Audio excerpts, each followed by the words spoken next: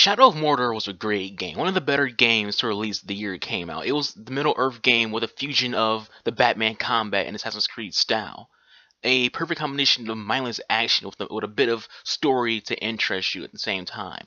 It was a huge hit, but Shadow of War, the sequel, didn't get the same praise that Mordor did. Didn't get the same reviews. IGN and those lights gave Shadow of Mordor a 9, while Shadow of War went to a 7. Those would accompany a sequel being lesser than the previous game as something normal, as usually the previous game is always better than the sequels are. But I think there's a lot more to the issues with Shadow of War than just it's a sequel, and sequels aren't usually better than the previous game. So what went wrong with Shadow of War? Well, a few things did. For one, this is a single player game with microtransactions. You heard that right. A single player game with loot boxes, microtransactions. That by itself is a huge no-no. Yeah, there is a minor online component to this game where people can attack strongholds that you've captured, but it's not multiplayer.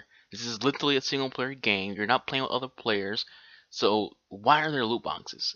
And that created a huge controversy for this game. Shadow of War got dragged through the mud by game media and social media for these loot boxes, and we live in that age where too many games are implementing these loot boxes, implementing these microtransactions. And the one thing we thought we would never see is them being in a single player game, but here we are, a single player game with loot boxes. That's not the only thing that went wrong with this game. The developers took the saying, if it ain't broke, don't fix it, too literal. Outside of these loot boxes and some minor changes to character abilities, Shadow of War is a copy-paste of Shadow of Mordor, as in everything about the combat is the same, everything about what you're doing is basically exactly the same. They didn't change anything up at all other than, some minor upgraded things. But for the most part, you're just playing Shadow of Mordor 1.5. You're playing an expansion more so than the actual sequel to the previous game. A lot of the time in Shadow of War, you be trying to run up a wall, but instead Talion just front rolls into a building like a freaking idiot. You be in combat and time encounters or dodges right, but the game doesn't register it. It's like playing Assassin's Creed Unity in Middle Earth. This game has a lot of bugs that they never even cared about fixing to this date. But that doesn't mean that the game isn't good. Outside of its issues, the bugs, the glitches, the loot boxes, it being a copy paste of the original game. Outside of the stupid things like that, it's a really fun game. It's a really good game. It's not as bad as a 7. Even though 7 is not actually a bad score, but I do think it's better than a 7. I think a lot of people just ragged on it because of the loot boxes. It's not a bad game.